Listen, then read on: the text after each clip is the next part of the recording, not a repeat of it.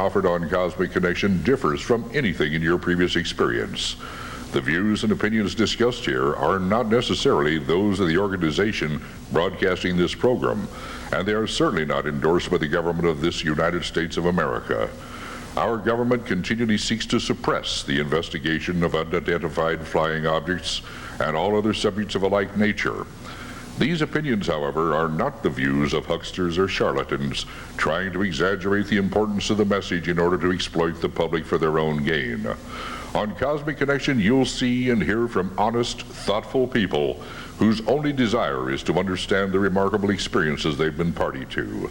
To shed light is our motive here, and in that spirit, let me now welcome you to the Cosmic Connection at KLAS Channel 8, Las Vegas, where he did the story of Bob Lazar, and with my connection, the Billy Goodman happening and the Billy Goodman thing on a local radio station down there with Billy Goodman, where both of these reporters have put together information concerning the Bob Lazar story. Billy Goodman, as you know, I worked for in Las Vegas, where we broke the story of the Bob Lazar, and then George Knapp did the video for Bob Lazar.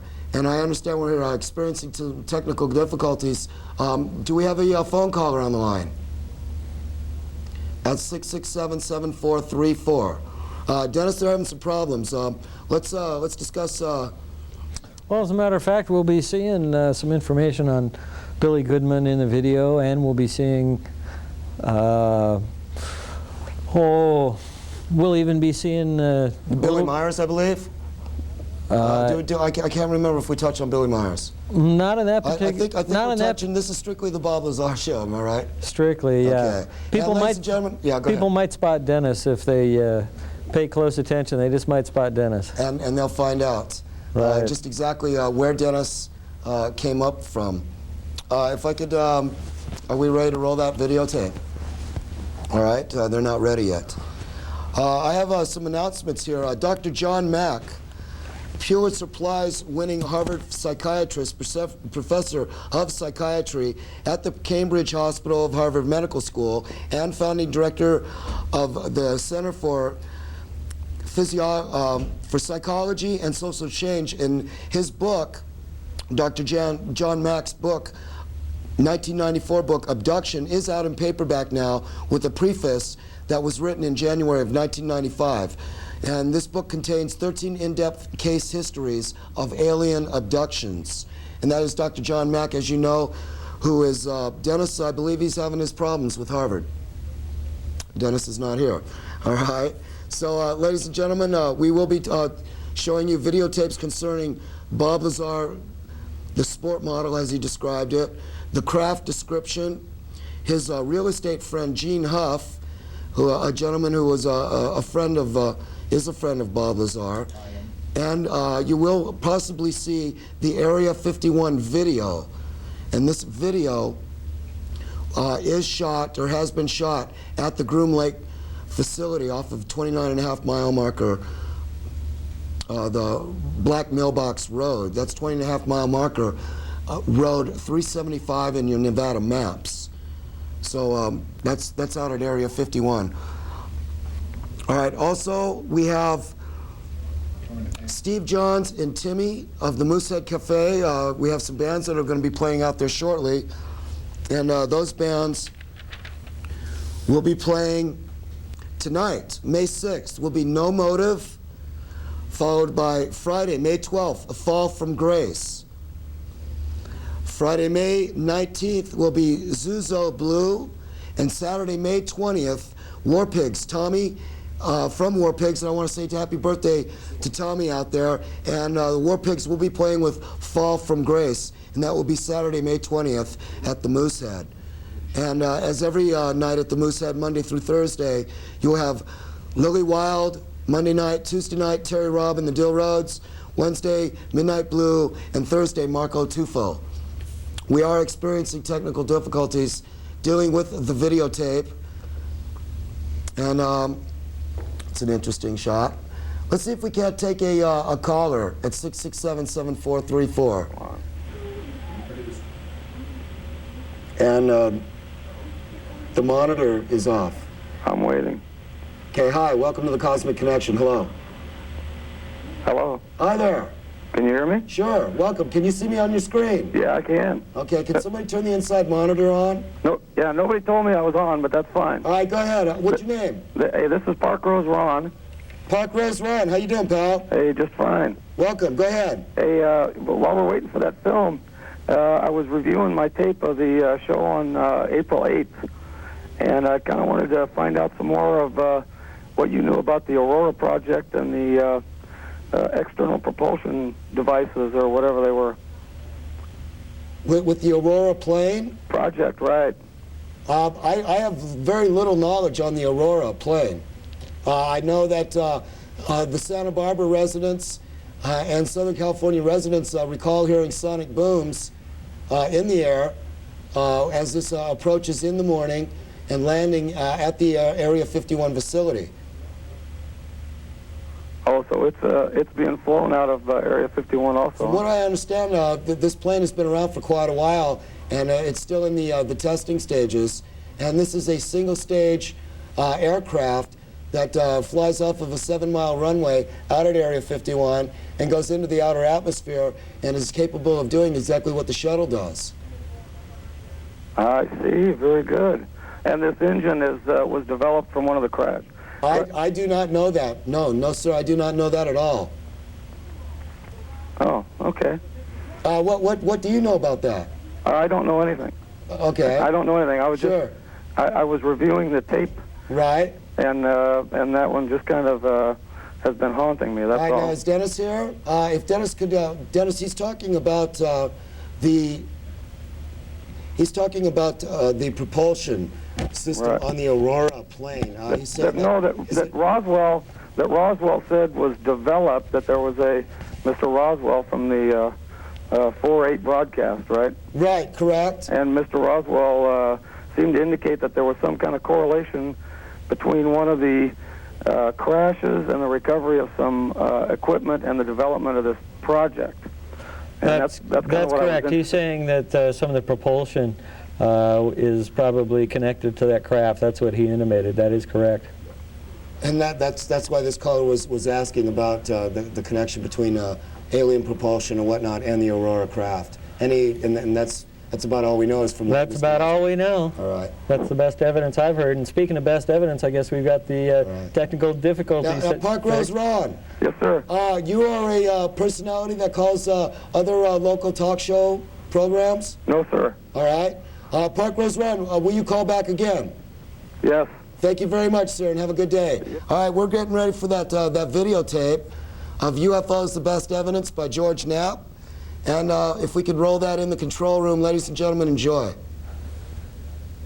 Area 51, that mysterious corner of the Nevada test site, is no longer much of a secret. The fact that secretive things go on here is a given, even to the Soviets, who make daily spy flights over the facility to take a peek at what's going on. These photos, never before shown in public, are about as close as anyone will ever come to seeing what the place looks like again. The dry bed of Groom Lake, corrugated metal buildings, a 3-mile-long runway, and some highly sophisticated radar and detection equipment. It's been known by many names over the years: Dreamland, the Ranch, the Skunk Works. If ever there was a place to test a secret new technology, this is it. And that's exactly what's been done here for decades. Area 51 is where Francis Gary Powers and the other U-2 pilots were trained in the 50s, and where the U-2 itself was developed. The SR-71 spy planes that spotted Soviet missiles in Cuba in the early 60s were also developed at 51. 51 is where stealth technology was nurtured, where Star Wars devices are still tested, and where all manner of CIA monkey business has been plotted and refined. It's the perfect place for secret things. But of course, that's no secret. 51 is ringed by the forbidden vastness of the Nevada test site, by the looming Groom Mountains, and by sparsely populated desert expanses.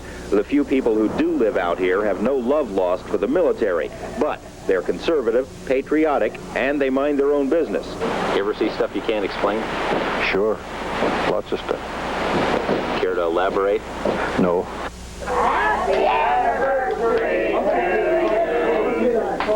On any given night at the Rachel Bar and Grill, you might find 3 or 4 people who work at Area 51, there amid the flowing Budweisers and cowboy hats. You might find them, but they aren't going to talk to you, not about the things they've seen over the mountains. A steady trickle of curiosity seekers flows through here, strangers drawn by strange stories of lights in the night sky. Their questions also go unanswered. There's a long-standing suspicion that Area 51 is an alien haven, a place where UFOs drift through the night sky. The stories recently prompted radio host Billy Goodman to organize a field trip to the outskirts of 51. Nearly 100 people unfolded their lawn chairs, unfurled their American flags, and sat back to await E.T. What we need is a real strong, positive attitude. When you get yourself in position, zero in on your area and try to make something come your way. They don't get clouds in the summertime out here. They don't get much rain out here. This is a classic mothership appearance. But those expecting a mothership were somewhat disappointed. On this night, there were several false sightings, car lights, stars, and other explainable objects. And it all took place under the watchful eye of Lincoln County deputies. Straight up. Straight up. It's moving. Look how fast it's going. I knew. My ears rang when it came over. Despite the ringing ears, no flying saucers were seen while our camera was present, but the faithful say they saw unexplainable lights later that night. These days, Area 51, adjacent to Groom Lake, has become a nightly desert hangout for UFO believers.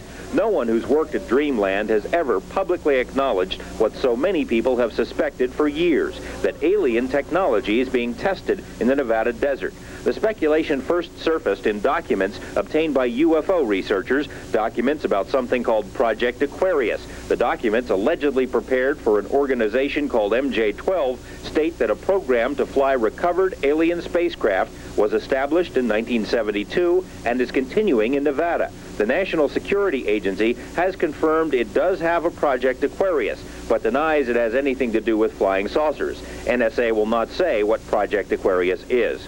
Speculation was heightened in 1984 when the Air Force seized nearly 90,000 acres around Groom Lake. The action was, by most accounts, illegal. During congressional hearings about the land grab, Congressman John Seiberling grilled the military about the legal authority used in the action and was told the authority was at a much, much higher level than the Air Force. Seiberling asked what authority is higher than the laws of the United States. The Air Force official said he could respond, but only in a closed briefing. In 1987, when the Air Force sought to renew its stranglehold on the Groom Range, news articles once again mentioned the talk about alien spacecraft, and subsequent articles in national magazines quoted unnamed sources about things of alien origin flying in Nevada, things that would make filmmaker George Lucas drool. Despite the speculation, no one who knew Area 51 from the inside ever talked publicly about the saucer stories. Well, there's several, actually 9 flying saucers, flying discs, that are out there of extraterrestrial origin. The live interview with the shadowy Dennis drew international attention. Portions were broadcast by radio in 6 European countries and in a nationally televised TV special in Japan. Actually 9 flying saucers, flying discs. Despite numerous inquiries and feelers, Dennis has remained anonymous until now. His real name is Robert Lazar, a young scientist with eclectic interests. The choice of Dennis was an inside joke. He says that's the name of his superior at Groom Lake. It wasn't a joke to Dennis. He called right after and he said, "Do you have any idea what we're going to do to you now?" And I said, "Well, no." And he hung up the phone. Lazar's story is by any standards fantastic. He says he's telling it in order to protect himself. He says he was hired to work at an area called S4, which is a few miles south of Groom Lake.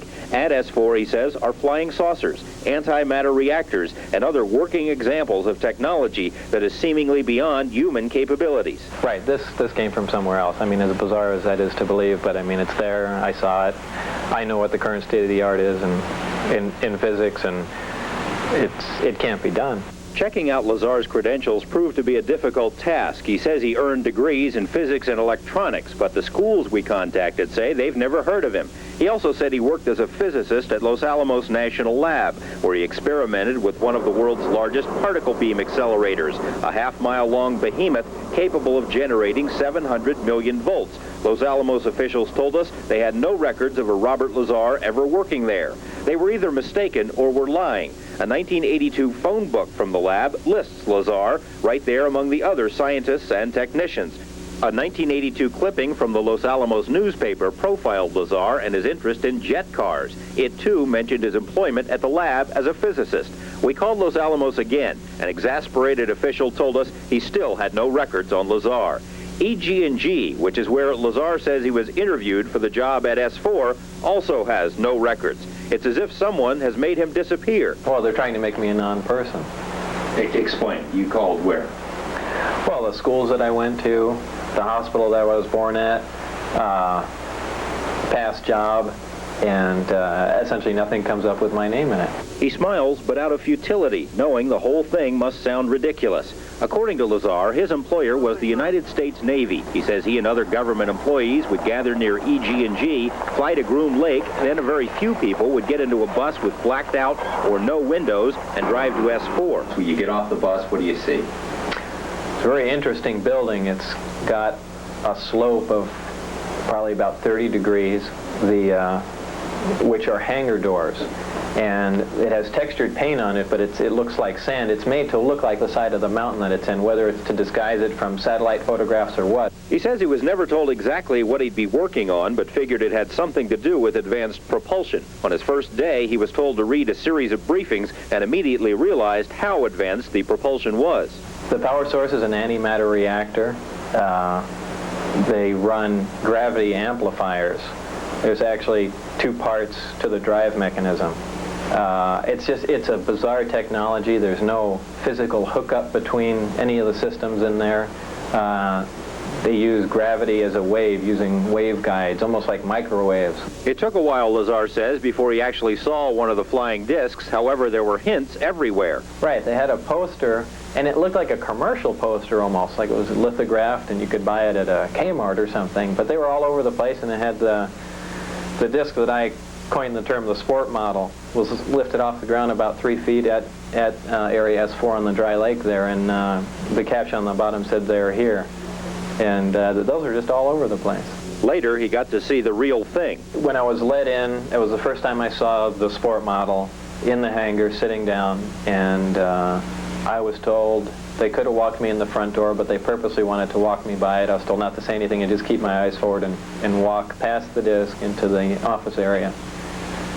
And I did, and as we went by it, I just kind of stuck my hands on it just to run it alongside the thing, and that was about the smallest time. After that, I got to see it actually lift off the ground and operate.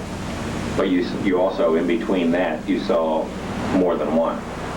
Yeah. The hangars are all connected together, and there are large bay doors between each one.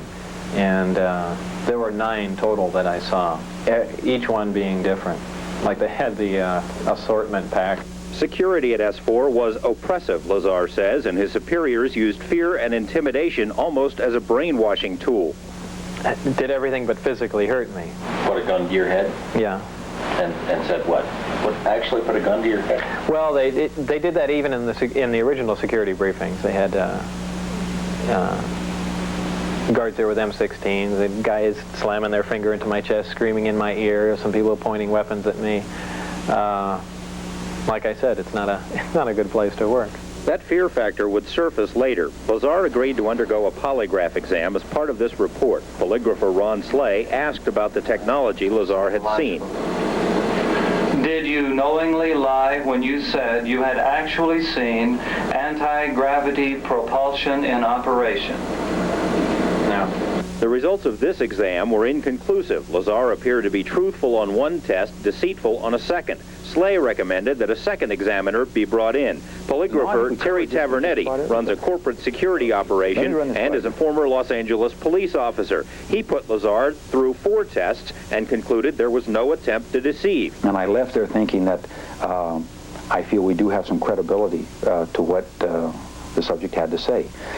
And that's when I went to some of my colleagues. Tavernetti sent the test results to a third polygrapher who agreed the results appeared truthful. The charts were then sent to a 4th examiner who did not agree, suggesting Lazar might be relating information he'd learned from someone else. The polygraphers conferred and decided they would not issue a final statement on truthfulness until more specific testing can be conducted, and that's where it stands. Tavernetti believes that difficulty in determining Lazar's truthfulness stems from the fear that was drilled into him. I think we're talking about a subject here that is so far-reaching, and it is so emotional.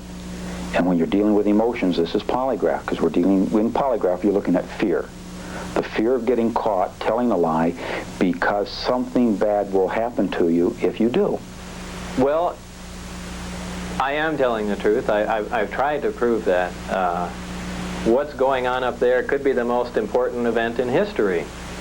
You're talking about contact, physical contact and proof from another system, another planet, another intelligence. That's got to be the biggest event in history, period. And it's real. And it's real and it's there. Lazar isn't alone in his allegations. When we come back, we'll hear from others who claim to have knowledge of the alien technology.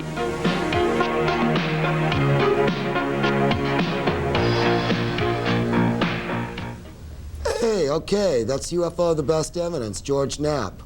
Ladies and gentlemen, wanted to bring up, we have with Steve Johns at the Moosehead, I've got some a new CD here by Fall From Grace. And that Fall From Grace, that's a band that will be playing with the War Pigs on May 20th, Tommy's birthday, with Fall From Grace. So it'll be War Pigs, Fall From Grace, May 20th, Saturday night at the Moosehead. And your bartenders will be Steve Johns and Timmy. And also that Porcelain God tapes right there, ladies and gentlemen. I have about 6 or 7 left. For those of you that would like a Porcelain God is making their music available to you if you write to us at Post Office Box 86 186, Portland, Oregon, right there. That's Strung and Unstrung from Porcelain God, a fine, fine band. This is acoustic with melodic rock, excellent band. And if you want a free cassette tape, give us a ride at the Cosmic Connection, Post Office Box 186, Portland, Oregon, 97286. Let's take a quick call. Hi, welcome to the Cosmic Connection. Hello. Hello there. Hi there. What's your name? My name is Greg Van Allen. Hi, Greg. How you doing? Pretty good. What's on your mind? Well, this is great. I love your show. Thank you. This is excellent. I'm in the band Anal Solvent. You pardon me? Anal Solvent. Okay. You might have seen us, our 45 is distributed by TK Records here in Portland, Oregon. All right. And we're very what much about interested. UFOs, do you know? What's that? What about UFOs? Well, exactly. You might want to check out our record because we're very much into the UFO whole, I don't want to say conspiracy because that's not the right word, you know what I'm saying. But anyway, I love that model you got over there, right up to your left or whatever. Hey, Greg, call me after the program. No, just wait a second.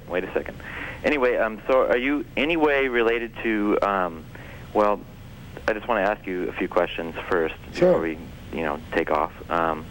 The Raelian movement, have you heard of them before?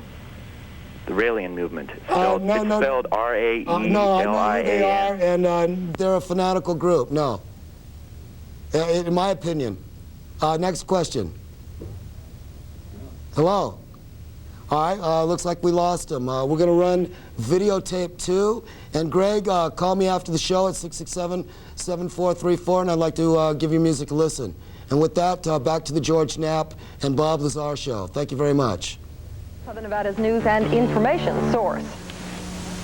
This alleged UFO photographed in Europe is, according to scientist Bob Lazar, identical to one of the 9 flying saucers he says he saw at Area S4. Lazar called it the sport model. I gave everything simple names. There's the top hat one and, the Jello mold. And the sport model operated, without any hitches at all. I mean, it looked new.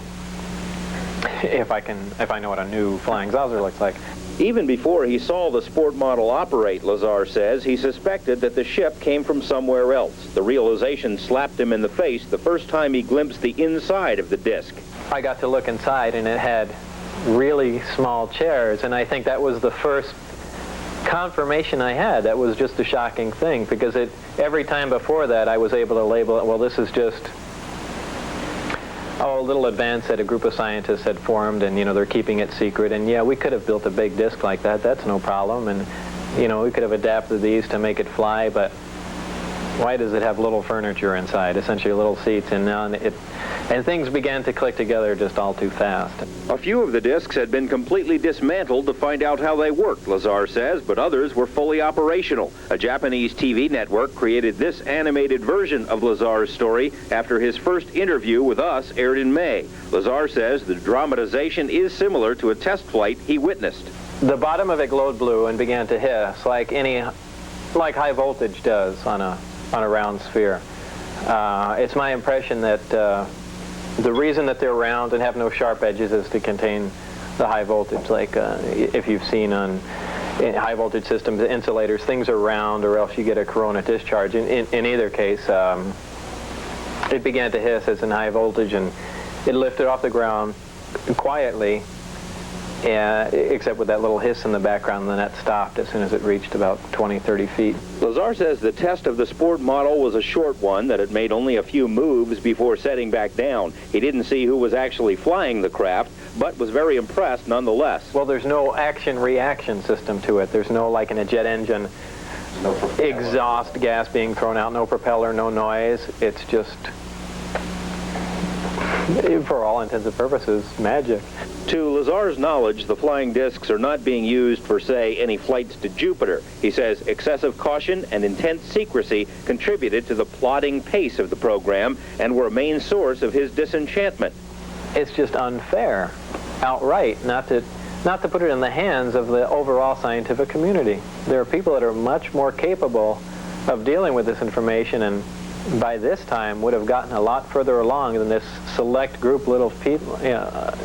small group of people working out in the middle of the desert.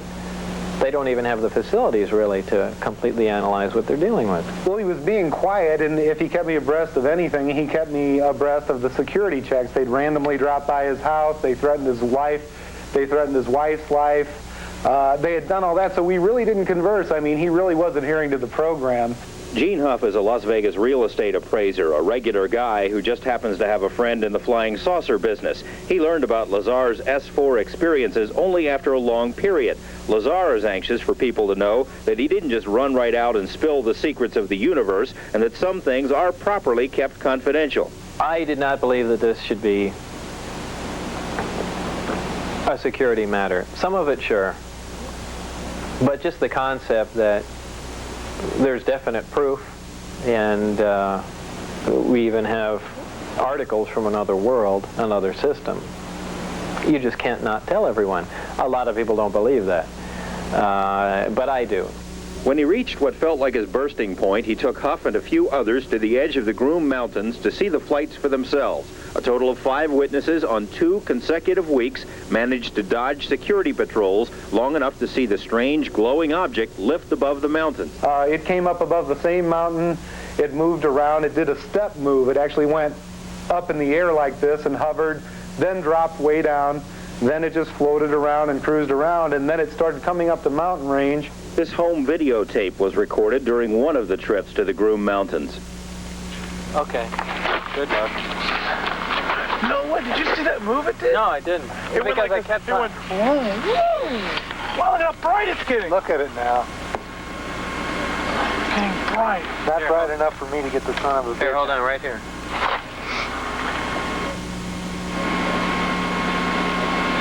Are you there? No.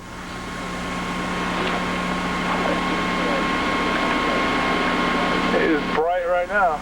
Admittedly, the tape proves very little by itself because with the distance and darkness, there are no reference points other than the alleged flying disc. But Lazar's information about the time and location of the test flights proved correct, not once, but twice. That, according to our off-camera interviews with each of the other witnesses. Gene Huff describes his second sighting. Through the telescope, we had seen it was an elliptically shaped light. You know, that's about, because you can only get so close, even with a telescope, to a secure facility. Anyway, it came by up by us very rapidly. It glowed and glowed brighter like a sun, and we almost got the feeling it was going to explode. It glowed so bright, and we backed up behind the car. Then it went down. It glowed back up a little bit, and very softly glided back where the mountains where it came up. hovered for a while, and then just sat down, just like you see in the movies. Lazar wanted to recall further details from reports he says he read at S4, so he went to Lane Keck, a licensed and experienced hypnotherapist. Keck makes no exaggerated claims about the powers of hypnosis, but he did help dredge up some specifics from the reports. He is confident that Lazar is not making this up. His subconscious mind believes totally all of these things. Bob Lazar isn't the only person to claim inside knowledge of the flying discs at the test site. He's just the only person to say so publicly. We have communicated with several people who say they know of the saucer program. A technician in a highly sensitive position told us it is, quote, common knowledge among those with high security clearances that recovered alien discs are stored at the Nevada test site. A Las Vegas professional who once served in the military and was stationed at the test site says he saw a flying disc land outside the boundaries of Area 51. A man who once worked at Groom Lake as a technician wrote this letter explaining how he inadvertently walked into the wrong hangar and saw what appeared to be a large metallic disc under a tarp. And an airman who worked at Nellis at a radar installation says he and his fellow servicemen watched over a period of 5 nights unusual objects flying over the Groom Mountains. He says the radar images indicate the object zoomed into range at speeds of 7,000 miles per hour and then would stop on a dime, and that nothing we have is capable of doing that. The airman says that when word of his sighting got out, he was ordered to turn off his radar sensors for that area and told to keep quiet about the matter because it did not happen. None of this means that the military is actually flying alien spacecraft in the Nevada desert. It could all perhaps be explained to some other secret program. Lazar insists that's not the case. We put the matter to the U.S. Navy, which, according to Lazar, is running the saucer show. 4 different naval offices were contacted. All denied having any information in their files. The Naval Research Lab said it conducted a thorough search but found zip. Naval Intelligence said much the same thing, adding it is not required to create a file where one doesn't exist.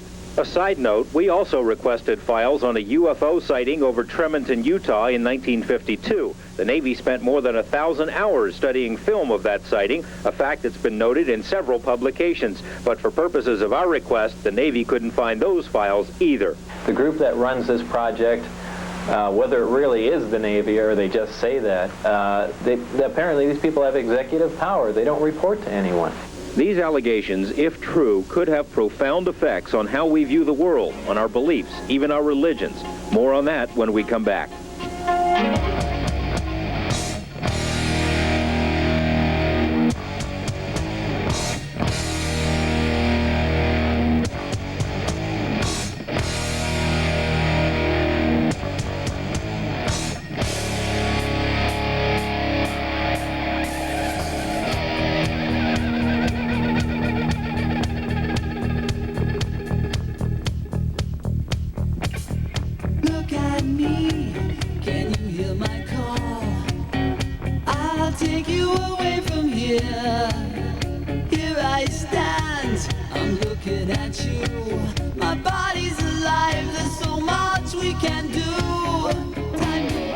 They have seen an unidentified flying object. Yet the subject of UFOs is generally scorned by science, journalism, and the government. An Eyewitness News investigation into the topic that was broadcast last November has drawn worldwide attention, and not all of that attention has been positive. Tonight, George Knapp picks up where our previous series left off. The new series is called UFOs, The Best Evidence, ?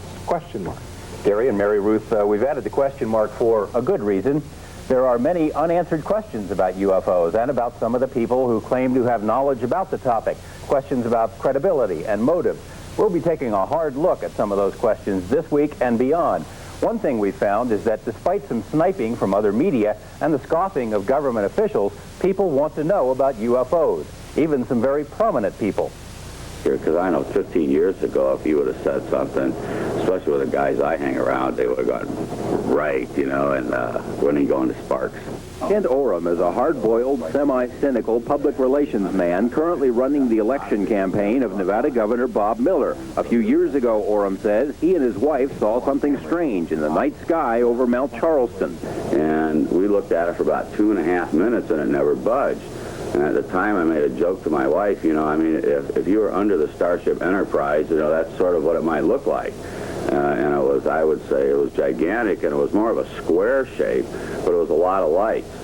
And so I had a pair of binoculars in the back of my Ram Charger, so I went to get them. We finally found them, and then we looked up in the sky, and it was gone. I mean, just flat gone. It depends on who I'm talking to about apprehension. You know, they kind of raise an eyebrow at you, you know.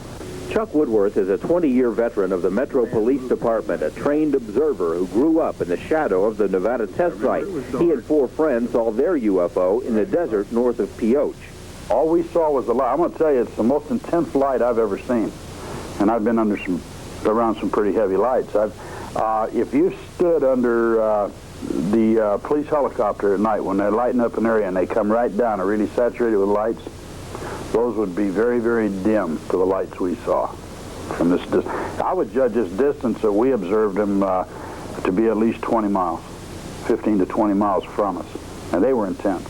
Neither Woodworth nor Oram can identify what they saw, but both believe recent publicity about UFOs has made it easier to openly discuss the subject. There are still those who have reservations, though. 2 of Southern Nevada's say they've seen UFOs, but neither was willing to admit it on television. A veteran Las Vegas attorney sent us this letter saying he once had access to a top-secret military briefing book that included dozens of official photographs of alien beings and alien spacecraft. The attorney did not want his name used. Most people believe that UFOs are physically real rather than imaginary. That's what the polls say. But the different poll also shows that those same people believe that other people don't believe that UFOs are physically real. No one can say just how many UFOs are sighted each year, primarily because it's difficult to report a sighting. Metro Police won't take UFO reports at all and offer no advice on where to send them. The FAA and McCarran Tower also say they're not interested. And if you call Nellis Air Force Base, as Ruth Ruiz did, this is the response you'll get.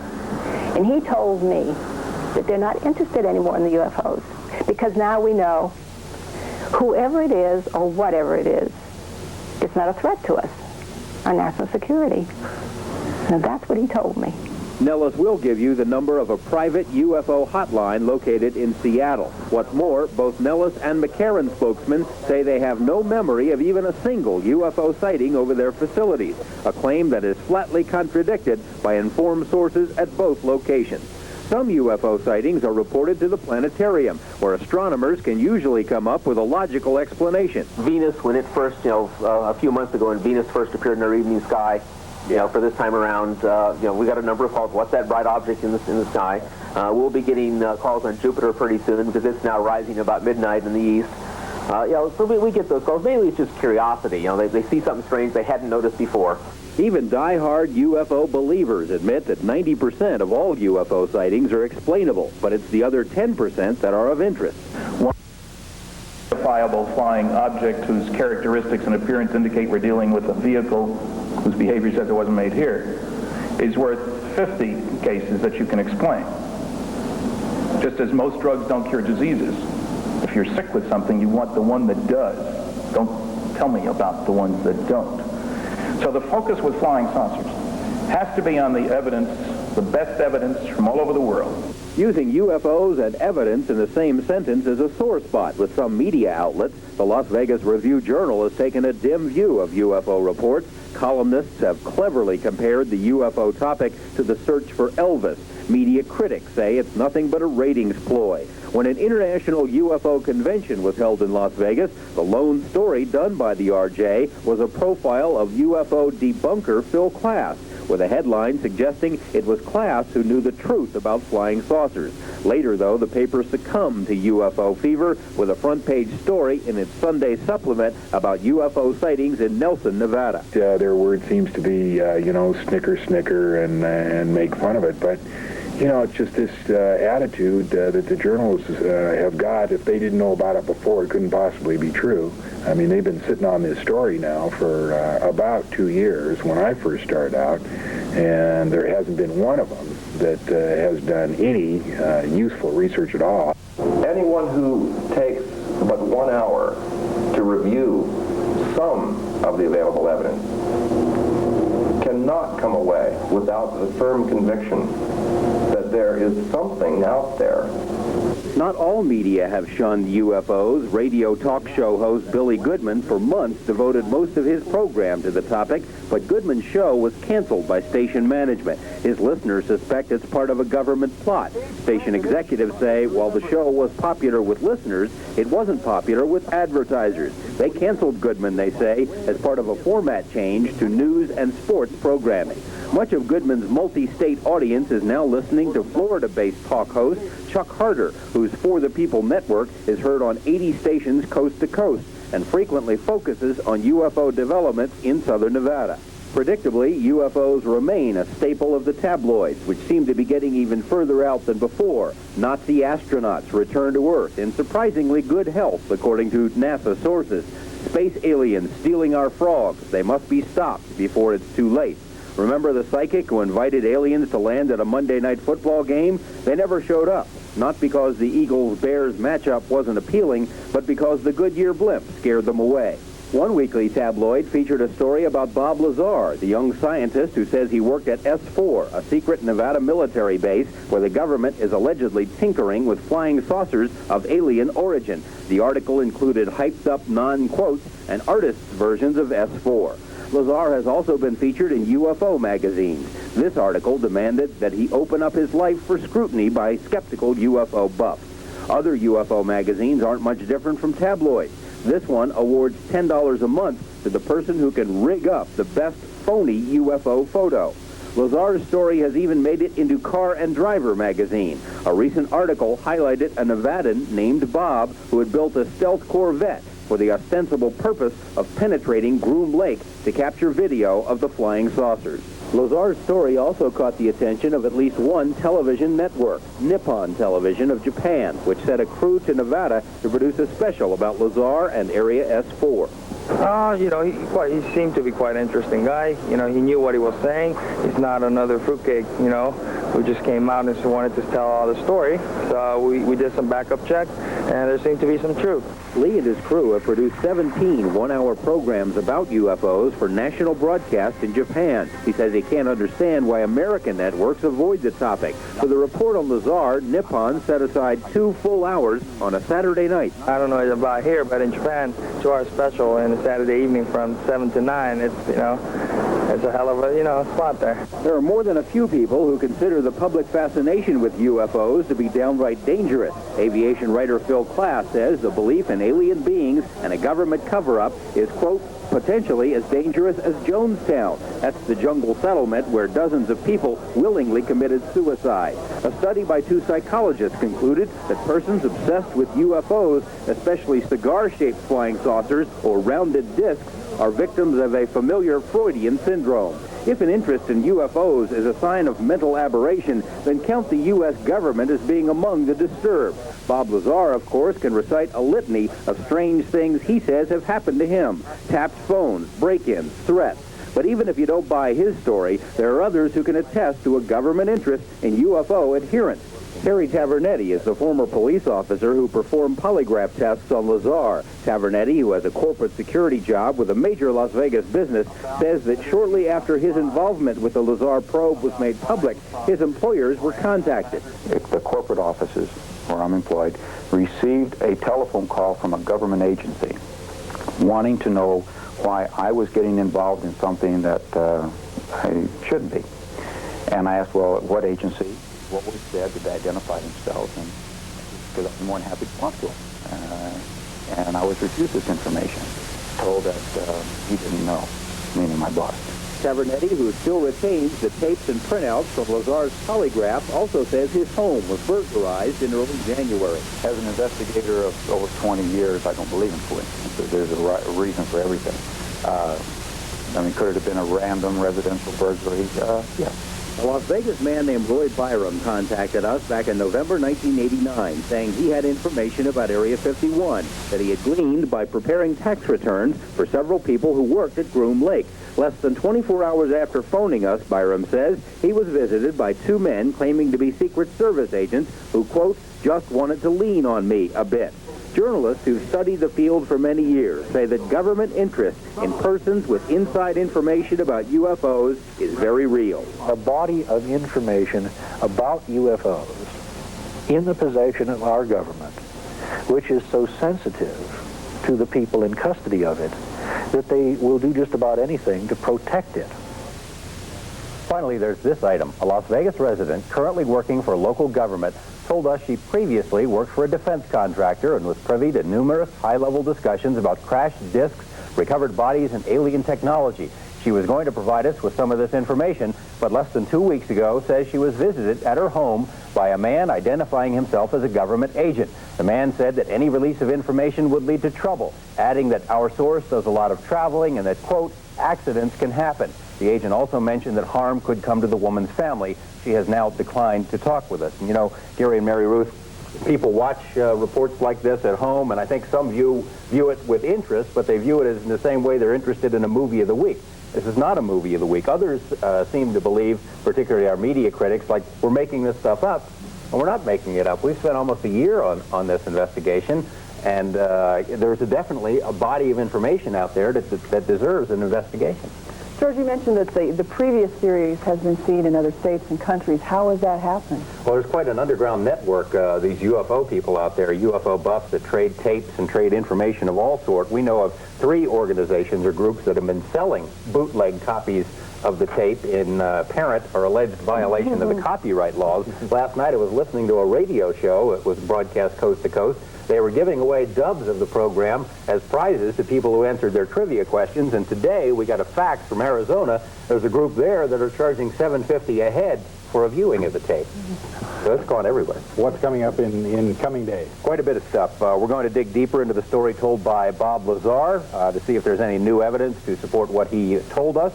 We'll hear from what might be called the deep throat of the UFO world, an intelligence agent nicknamed the Falcon. We'll investigate claims that the government...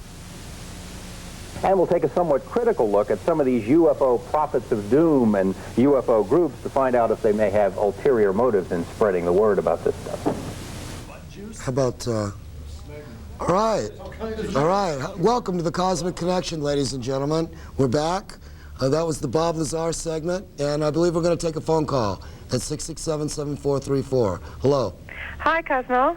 Hello, what's this? Who's this? Heather. Hi, Heather. Welcome to the show. Thanks. I just want to make sure you and your viewers knew that we're going to have a local show, besides yours, of course, tomorrow, Sunday, on KATU Channel 2. Their town hall show is going to be featuring UFOs, and it's going to have a representative group from Eastern Oregon, a community that had some sightings. And I want to make sure everybody be sure to check that out. Also, there's some other kind of neat stuff happening in the UFO community I wanted to kind of let you know about. Sure. That Roswell film, the gentleman in England, Ray Santilli, had his news conference on Friday, and he showed a clip to the reporters, and it was a brief segment that showed 2 men dressed in hooded chemical-like suits doing a procedure on a skinny body that had a charred leg and oversized skull. And an AP reporter was quoted at the event as having said it reminded him of a bad 1950s horror movie, but I kind of doubt that any kind of film would have impressed some of these guys. Sure. Also, those Silverton sightings that you were talking about, the Oregonian ran a story saying that it was just some kids that had a Mylar balloon with a flare, but I'm not convinced that they have the best information on that. And last but not least, I wanted to let you know that the crop circles have started again this season in England.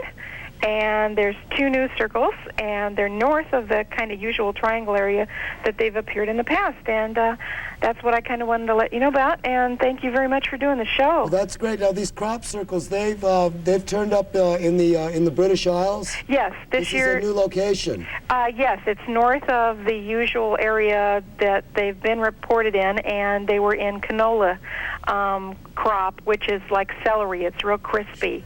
And that would be very obvious if someone went in there and stepped on it with some boards and wire versus whatever it is, this real phenomena is that's happening. Now, Heather, the crop circle that we're showing our viewers now, we received this from the program.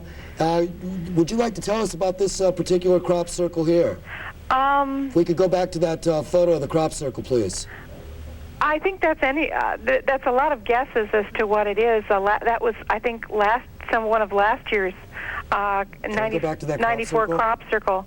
And there were a lot of different crop circles that reminded people of insects, and I think this one people called the scorpion. There was another that looked like a giant flying ant, and another one that looked like a snail. And they're getting pretty spectacular, and they're just getting gigantic in size. They sure are. Yeah. And a lot more intricate. Oh, yeah, and I'm kind of excited. I'm waiting to see if Oregon has some more crop circles this year like we had the 3 or 4 we got last year. Right, that'd be excellent. Yeah. Okay, thank you very much, Heather, for calling. You're welcome. Keep up the good work. Thank you, Heather. All right, bye-bye. And we have one more caller. Okay, that's it. All right, ladies and gentlemen, that's it for the program today. Our next airing will be May 20th at 7 p.m. on channel 21, and we are going to have Dr. Dana Fox in studio. Hopefully that'll take place, and our next program will deal with the abduction syndrome, and Dr. Dana Fox has looked into this quite extensively as a hypnotherapist, and he has some incredible stories and tales to tell our Portland audience. Also, I want to thank the La Costa Mexican Restaurant once again. They're having a great Cinco de Mayo thing out there, a celebration. And bring cans of food for the Oregon Food Bank. That's a very worthwhile organization. And I'd like to thank Roberto out there for the fine Mexican cuisine we have on the program. Also, Steve Johns and Timmy of the Moosehead Cafe like to wish Tommy of War Pigs happy birthday. War Pigs will be playing Saturday, May 20th with Fall from Grace. If we could get a shot of the Fall from Grace there. And also the Porcelain God cassette tapes that we have, the Strung and Unstrung. Right next to that Fall from Grace CD out, we have the Porcelain God, Strung and Unstrung. So if you'd like one of the copy of the Porcelain God tapes, mention which one you'd like, and we'll see that you get a copy of this if you'd like to have a free tape from the Porcelain God Band. All right, I want to thank Billy Goodman very much. I want to thank Portland out there and your callers. Soren, I want to thank you very much. Soren's going to take us out of here on their self-titled album. Soren, this song is called Far Away. Thank you very much, and happy Mother's Day, Mom. Nevada has become something of a magnet for UFO enthusiasts ever since stories about government testing of flying saucers were broadcast. Much of the information about the alleged testing program is from Bob Lazar, a former government scientist whose background has been the subject of intense scrutiny, both from inside and outside the UFO field. Tonight, in part 2 of our series, UFOs, the Best Evidence, George Knapp takes a look at some of the questions raised about Lazar and his claims. Business isn't booming at the Rachel Bar and Grill, but proprietors Joe and Pat Travis have few complaints. They're expanding now into a second trailer, thanks to the patronage of a few dozen locals and a steady stream of UFO buffs, drawn by reports of flying discs on the other side of the Groom Mountains. I think most people that come up here come up for the enjoyment just to get away from the hassles and the city, just to get out and to do something different. And this is something different to do, yeah. UFOs have become so synonymous with Rachel that a flying saucer was included on posters advertising the annual town celebration. Likenesses of ETs adorn the walls of the bar, and Joe Travis is even talking about renaming the place. The Alien. Yeah, the Alien. You know, we're gonna have real nice drinks, you know, like the Transporters. Beam me up. Like that. It may be self-serving, but the Travises insist that plenty of folks actually see the flying saucers. On any given night, numerous headlights slice through the darkness outside Area 51. The curious are routinely monitored by omnipresent security forces, both in the desert and in the bar. If there are any that are kind of acting a little bit strange, I know about it, and so do they. You mean the people over there come over here to see if people are still coming up here? Oh, yes. Oh, yes. If Rachel was big enough to have a mayor, Bob Lazar could probably be elected. His statements about government activities inside the test range are largely responsible for the influx of visitors.